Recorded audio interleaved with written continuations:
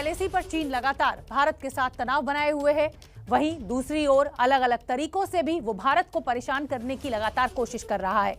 पश्चिम बंगाल में जो चीनी नागरिक अवैध रूप से भारत में घुसने की कोशिश में पकड़ा गया है, उसे लेकर कई सारे खुलासे हो रहे हैं, आप भी देखिए।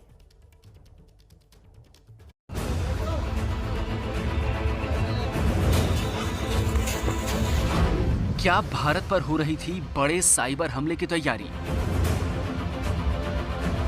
क्या हान जुनवे की मदद से चीन भारत के खिलाफ कोई बड़ी साजिश रच रहा था? हान जुनवे का बांग्लादेश के रास्ते छुपकर भारत में घुसपैठ का मकसद क्या था? भारत में गिरफ्तार चीनी नागरिक हान जुनवे का क्या है वुहान कनेक्शन?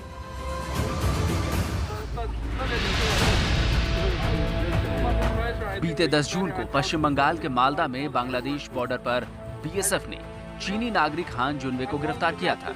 हान जुनवे चुपके से भारत में घुसने की कोशिश कर रहा था, लेकिन बीएसएफ जवानों ने उसकी हरकत पकड़ ली। वो भागने लगा। उसके बाद जवानों ने पीछा करके उसे धर दबोचा था।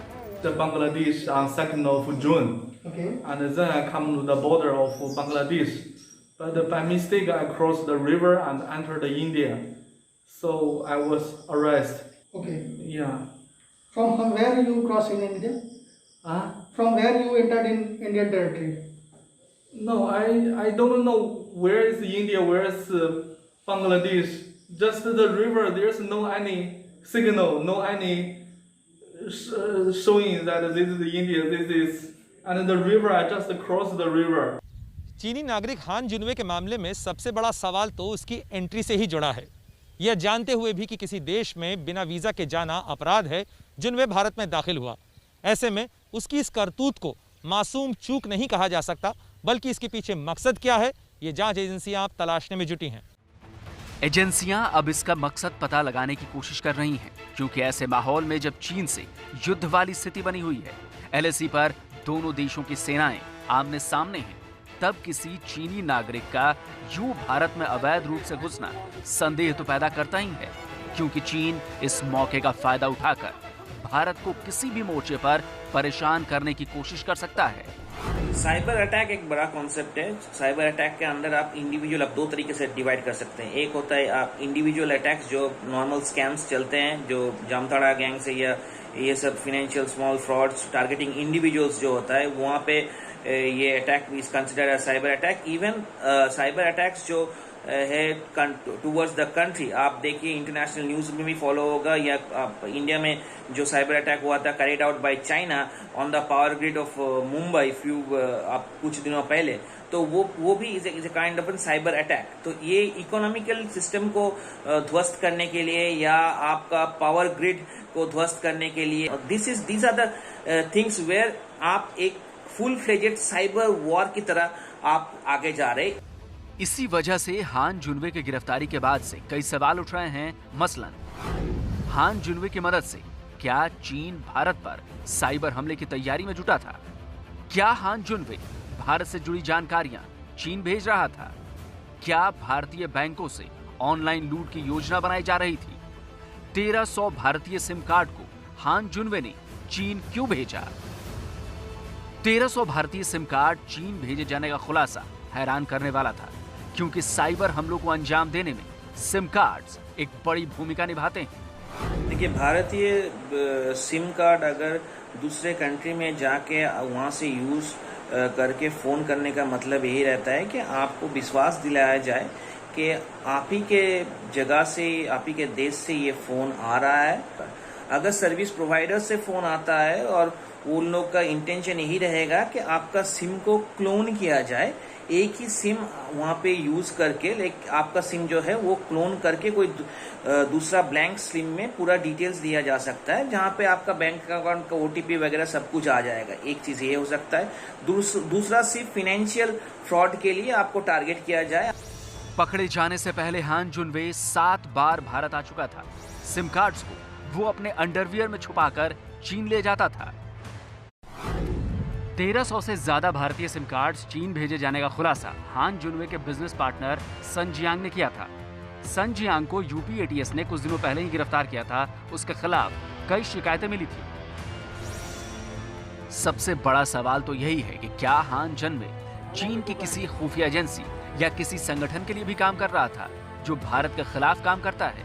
संदेह इसलिए भी ज्यादा है क्योंकि चीनी हैकर्स पूरी दुनिया में बदनाम हैं।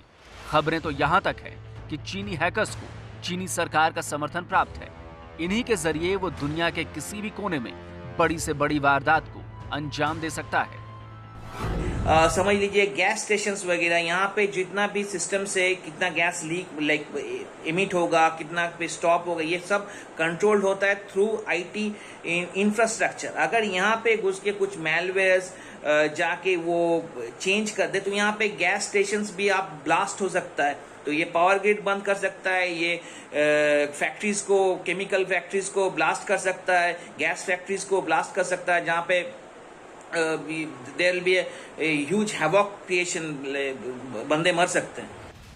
हान जुनवे से पूछताछ में इसका वुहान कनेक्शन भी सामने आया है। हान जुनवे की पढ़ाई हुबेई प्रांत में मौजूद चीनी सेना के स्कूल में हुई है। हुबेई वही प्रांत है जिसकी राजधानी वुहान से कोरोना संक्रमण की शुरुआत हुई थी। पुलिस सूत्रों के अनुसार हान के शरीर के अंदर कोई इलेक्ट्रॉनिक उपकरण है या नहीं, इसका पता लगाने के लिए सिटी स्कैन किया जा सकता है, क्योंकि ऐसा होने की संभावना से भी इनकार नहीं किया जा सकता। ইনভেস্টিগেশন এখনো আমরা প্রিলিমিনারি স্টেজেই আছে। আমরা যে ডকুমেন্টসগুলো পেয়েছিলাম, যে ইলেকট্রনিক গ্যাজেটস পেয়েছি তার স্টাডি করছি। তার সঙ্গে সঙ্গে গতকালে যেখান থেকে ওকে বিএসএফ ধরেছিল সেই রিকনস্ট্রাকশন আমরা সিনে কোথায় থেকে ধরা হয়েছিল, ও কোথায় করেছিল তার বর্জনে যাচাই করার জন্য ও যেটা বলছে গতকালে টিম গিয়েছিল, তো ওটা আমরা করেছি। बाकी जानकारियों के लिए हान के पास से मिले 3 फोन और एक लैपटॉप की भी जांच की जा रही है। पुलिस सूत्रों के मुताबिक हान जुनवे के पास से बरामद डिवाइसेज में से 2 मोबाइल फोन को ट्रैक किया जा चुका है। वहीं एक आईफोन और लैपटॉप में चाइनीज भाषा में पासवर्ड डाला गया है, जिसे तोड़ने में फिलहाल थोड़ी मुश्किल आ रही है। अपने नागरिक की गिरफ्तारी पर चीनी सरकार ने बयान भी जारी किया है और भारत से अपील की है कि उसके अधिकारों का हनन न किया जाए। तो देखा आपने कैसे चीनी नागरिक को पकड़ा गया और एक बड़ी साजिश का खुलासा हुआ है। इसी बीच बड़ी खबर पटना से मिल रही है। पशुपति पारस एलजेपी के जिस तरीके से 4 सांसदों को लेकर पशुपति पारस अलग हुए, चिराग पासवान के लिए एक बड़ा झटका, वो पटना पहुंच चुके। निधि श्री झा ने हमें एक रिपोर्ट भेजी है, वो आपको दिखा देते हैं।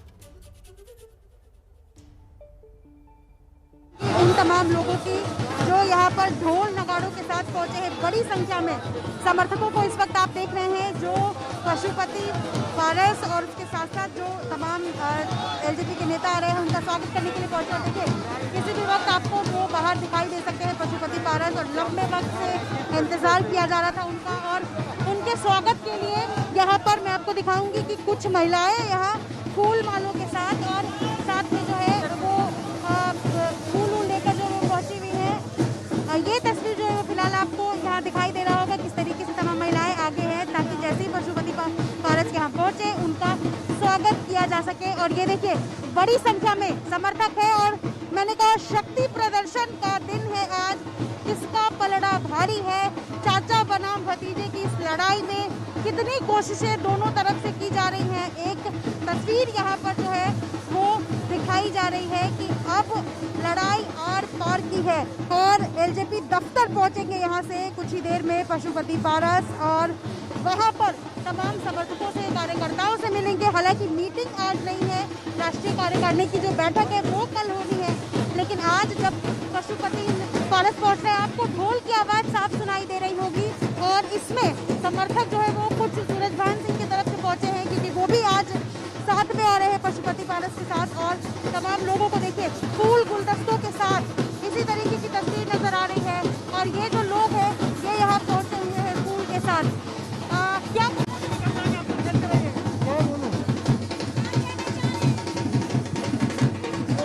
फिलहाल इनको आवाज सुनाई नहीं दे रही, नगाड़े की आवाज आप सुन सकते हैं। और ये इसी तरीके की तस्वीर है। अब से कुछ ही देर में पशुपति पारस यहाँ पहुंचेंगे, और मीडिया को इसकी जानकारी पहले ही दे दी गई थी, और इंतजार किया जा रहा है उनके पहुंचने का। और इंतजार के लिए ये भव्य तैयारी की तस्वीरें आपके सामने है। सहयोगी विकास के साथ निधिश्री, एबीपी न्यूज, पटना।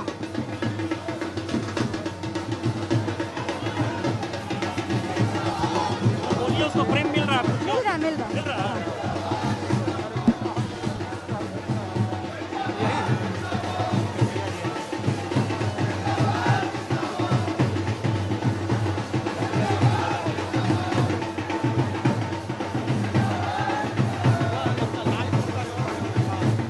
पशुपति पारस पहुंच चुके हैं पटना एयरपोर्ट। शक्ति प्रदर्शन का दिन, जैसे कि मेरी सहयोगी निधिश्री झा बता ही रही थी, और एलजेपी के 4 सांसदों को लेकर पशुपति पारस ने पहले तो संसदीय दल के नेता होने का दावा पेश किया, जिसको कि लोकसभा के स्पीकर ने माना भी।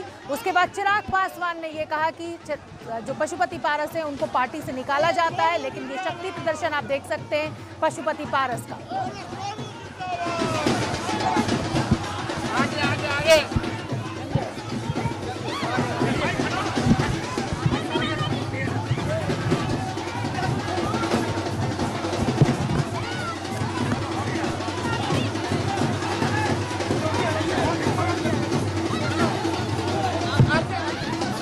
आप देख रहे हैं इस वक्त पशुपति पारस पटना एयरपोर्ट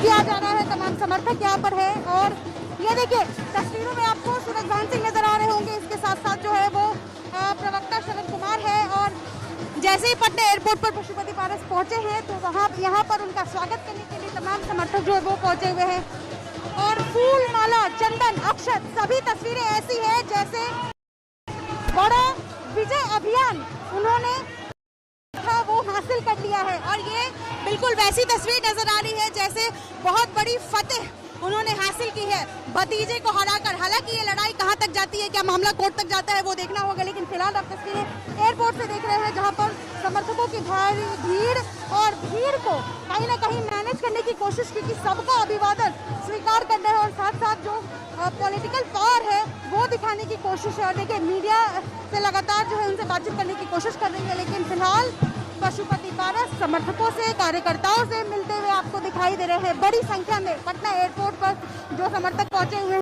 वो उनसे मिलने के लिए बेचैन है, और ऐसी ही तस्वीर की कल्पना जो है वो की जा रही थी कि जब दिल्ली से पटना पशुपति पारस पहुंचेंगे तो यहाँ पर उनकी बैठक का अंजाम क्या नतीजा निकलता है। लेकिन इससे पहले की बैठक हो, जब एयरपोर्ट पर पहुंचे हैं पशुपति पारस, तो यहाँ पर जो तस्वीर है वो आपके सामने है, और ये देखिए तमाम लोग उनको माला पहना रहे हैं। और हमने आपसे कुछ देर पहले जब लोगों से बातचीत की तो उन्होंने कहा कि चाचा बनाम भतीजे की लड़ाई में उनको युवा नहीं चाहिए, यानी चाचा चाहिए, और ये शक्ति दिखाने की कोशिश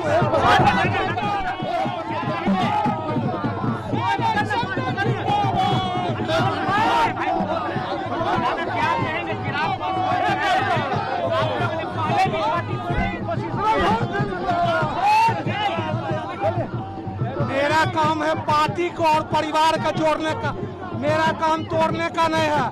इधर चिराग पासवान जी को समझना चाहिए कि चलो बहुत दिन मेरे चाचा मेरे अंदर रहे हैं, कुछ दिन चाचा के अंदर हम भी रह के खेले। चिराग पासवान जी का पार्टी है, चिराग पासवान आज भी सब चीज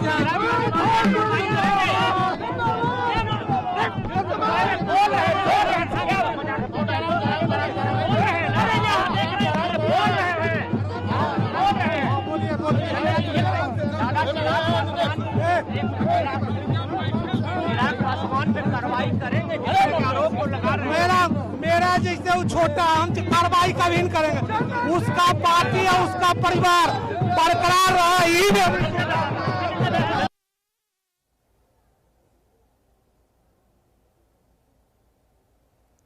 तो पटना एयरपोर्ट से ये सीधी तस्वीरें हम आपको दिखा रहे हैं। शक्ति प्रदर्शन पशुपति पारस का, सूरजभान सिंह को भी आपने सुना जिनको कार्यकारी अध्यक्ष बनाया गया है, और उनका भी यही कहना है कि पार्टी और परिवार को जोड़ने का काम हम करेंगे। चाचा के अंडर में चिराग पासवान काम करें, अभी तक चाचा चिराग पासवान के अंडर में काम करते रहे। दोनों पार्टी के कार्यकर्ताओं में झड़प हुई, तस्वीरें आप देख सकते हैं।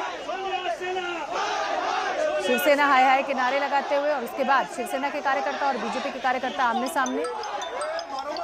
एक दौर वो भी है कि जब ये दोनों ही पार्टियां मित्र हुआ करती थी, ये कार्यकर्ता मिलजुल कर काम किया करते थे, लेकिन अब समय बदल गया। तो ये झड़प की खबर मुंबई से आ रही है।